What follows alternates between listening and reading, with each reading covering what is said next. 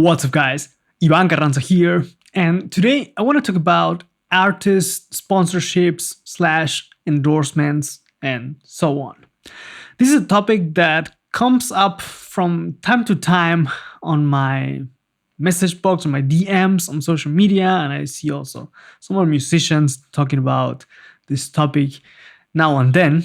But recently I've gotten a couple of questions and also messages, and I've seen, let's say, the behavior of some people online, and I felt that I wanted to talk and address this topic because, as some of you know, since this year, since September, I am now a Dingwall artist, and some people have contacted me about that. Also, I've switched to Aguilar, and from these channels and through my playing, I also have gotten gear sent to me by companies. You know, Mesa Boogie has sent me stuff, Tech 21, and so on and so on. So how does this even work? And what is the relationship between you, the musician, and the company, the brand? What can you expect? What are some do's and don'ts of this? And just generally talk about this topic, because I think many people have got it wrong or see it from a negative, not negative, but see it from the wrong perspective. The deals that you get nowadays are not, most of the time, generally speaking, of course, not what they were used to, or the way they used to be like 10, 20 years ago, maybe 30 years ago, where companies would just, give you products for free and stock you with equipment. Of course, if you're really a big artist, you might get stuff for free, but let's say for the overall artist roster, most people get a percentage or a discount percentage of the product, of the street price. So that the company doesn't lose money then on the product, but you still pay less than what you would pay if you were to buy the product at a store. So for example, general deals are like, 30% off of the straight retail price, for example. Of course, depending on how big of an artist or how much exposure you bring to the brand, that can go, up or down, can vary. Maybe you do get once a year, once every 2 years, a guitar or bass for free, for example.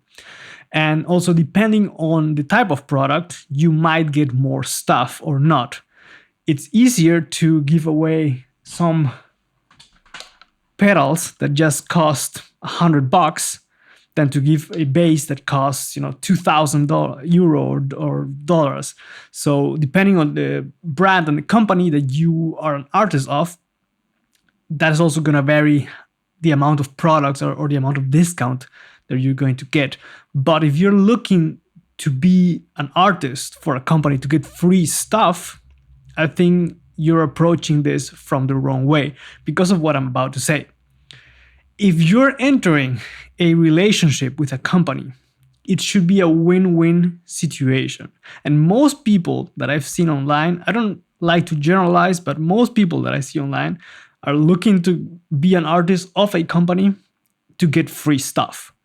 And it doesn't work that way, because with that mindset, you're just looking to take something from the company.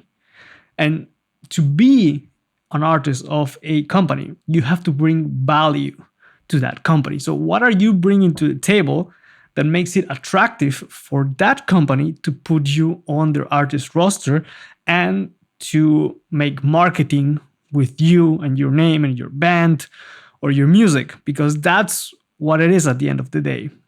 You are entering the relationship to help them to sell products. You have to remember that. It's not about you getting free stuff to play around with, but to support them in selling their things. So like I said, it has to be a win-win situation. So you have to bring value for the company. How can you do that? The one way, and this is probably the most traditional one, is to play in a very big band or play for a major act that plays big shows, stadiums and so on.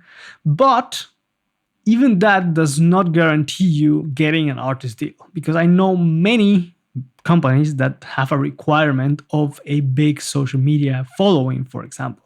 So not only because you're playing tours and big shows and stadium and you're playing in front of a lot of people means that you're gonna get an artist deal. So this takes me to my second point, which is in order to get an artist deal, you might need to have a big social media channel, either Facebook, Instagram, Twitter, YouTube, you name it, TikTok, whatever it is, but to have a fan base, a following there. And I see that in those channels, me included, being a person who creates content, there are people who are endorsed by brands that are not necessarily, and this is not bashing, not hating on anyone, because I myself consider myself an average bass player, but there's people that don't have amazing chops or don't, have amazing skills on their instrument, but still get offers from companies because people follow them on their channels and they show the products and can reach a lot of people. Because at the end of the day, like I said, for the company, it's important that people see their product. And what many people forget also is that it's called influencer marketing as well. So it is a marketing campaign at the end of the day. You as an artist are working as a marketing ambassador for the company to promote their products. You have to remember that your job, in quotes, because it's not your job, but the role of an artist is to represent the company and help them to move products. So that is important. Now, that was the way number 2. And the other thing is, for example, if you've been using the products for a very long time, and you have contact with the people because you've been singing praises about the products for a long time and using the products and talking about it on forums and so on and so on. That also helps, even if you don't have a big social media following, for example. If you're a working musician that has a product and plays regularly and still commit to the product and really enjoy using them, there is a chance that you might get an artist deal from doing that. And I want to stress this out because, like I said, I see a lot of people talking about a brand. They sing praises of them and how much they like it and they're amazing. And then, 2 weeks later, they just switch to another brand and now are artists of that company, for example. And that, I don't know, everyone is entitled to change their opinion. I think that's completely fair. And I think it's a sign of growth that you reflect on things. But it also depends on the situation. Because if you're just, singing praises, hoping to get an artist deal, and then you grab whatever is thrown your way and then latch onto that because you want to get free stuff or a discount on some stuff, I think that says a little bit about your integrity. And I don't know if a company would like to, put you on the roster for that. Like I said, I'm not bashing on anyone, but I've seen this coming up from time to time and somewhat frequently. Of people just getting something and then, praising them to the moon and above. And then the next thing, they're completely shifted their perspective and now they are into something else. And you're wondering, okay, why is he or she playing that now? Is the other product not good? So what is the other side of the relationship? Because so far, I've talked only about the discount or the percentage that you get of the products, but what is also in there and also something to keep in mind. So other than that discount, you might be also involved in marketing campaigns. That could be photo shootings, that could be videos showcasing new products. You might also get involved in the prototypes of a company. So you get to test them first and give feedback so that the company can improve the products. And also what's very important, the company can also help you with backline. Because if you play regularly and you travel a lot, they can get you products to the locations. For example, if you travel internationally, they can help you get your bass or guitar or amp or pedals or whatever to a certain location so that you don't have to fly all the time with your gear. Or if you're planning to do a tour, You can also get a backline provided by the company so that you can play the tour with that, and then they can sell it later, or they can keep it for other artists as well.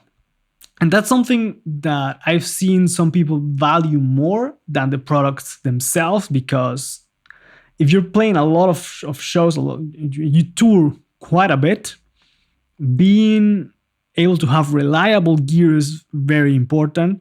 And some bigger companies with bigger names that have a much wider coverage, let's say worldwide, can help you in those situations. So if you're playing one day in, let's say, Los Angeles, and then the next day you're flying to play here in Europe, and you don't want to have to carry your amp, or you don't want to have to worry about finding your boutique amp in a store here, a company that's more well-known can cover you in that department. So that's one thing that helps you to do your job. So getting backline stuff, like I said, that could be a bass, it could be a guitar, it could be an amp, a cabinet, and so on.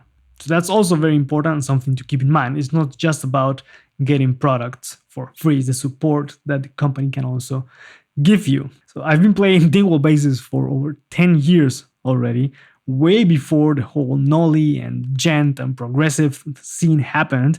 I probably had the first Dingwall bass in South America. I bought mine in 2009, I think, 2010. And since then, I've been playing those basses. So I really, really like their products. And I've been playing them and showing them to everyone I know since then. And I've been showing them on my channel. And I do truly believe on the product because I like the philosophy of the company. I like the way they're built. I like the way they sound.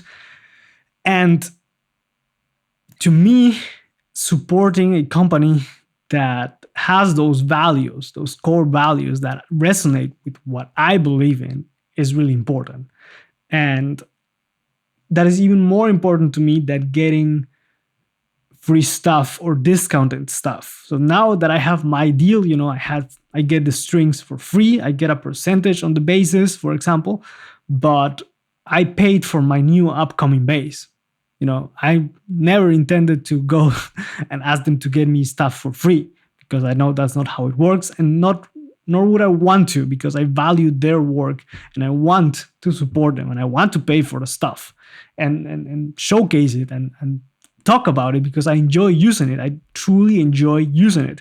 It's not just for me to put on my Instagram profile that I'm an artist of said company. And I see a lot of people doing that.